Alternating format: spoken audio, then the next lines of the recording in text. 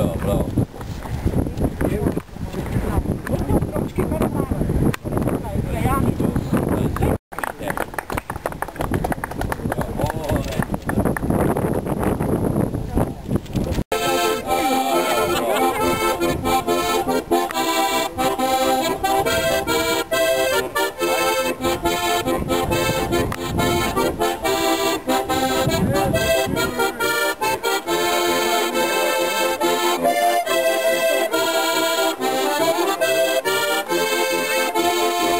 Praznujemo v okviru občinskega praznika vrsta dogodkov in se udeležujemo.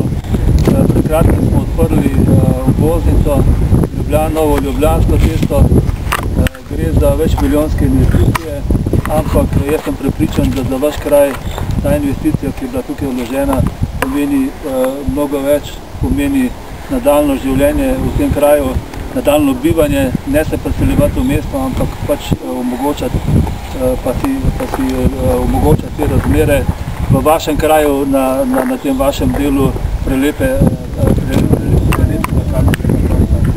Kaj to govorim, kajti vemo vsi, da vkokar ne bomo sami, pa tudi kot občina Kamnik, skušali pripomoriti temu, da bodo ta vaša območja bolj odprta za vse tiste, ki želijo živeti v tem kraju, da bomo pač skušali, da to na nek način omogoča tudi nadaljne eventualne odpiranje kakšnega novega delovnega mesta, kakšne nove ponudbe, tako da pričakujete lahko ljudi, ki se bodo pač pripeljali po tej novi cesti, kakršne je danes tukaj.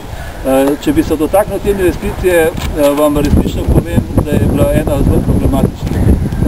Odkar jaz pač nekako delujem v okviru krajevnih skupnosti, pa tudi na tem cestnem področju, se pač soočamo z mnogimi težavami, predvsem s temi lastniškimi odnosi. Tukaj se je izrazito postavil, bom rekel, nam obran eden od lastnikov. Nismo vedeli, kako zadeve pretežiti. Mislim, da sem bil sigurno jaz sam 5krat tukaj, 6krat in smo posamezniki razgovori skušali zadeve preprečevati. Zadeva se je bližala koncu proračunskega leta in iz investicije je bilo treba speljati.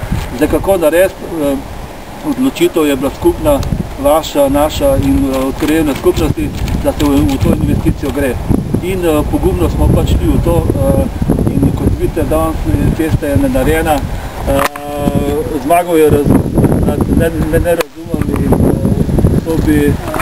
zato bi rad v tem trenutku se zahvalil vsem vam, predvsem vam, tudi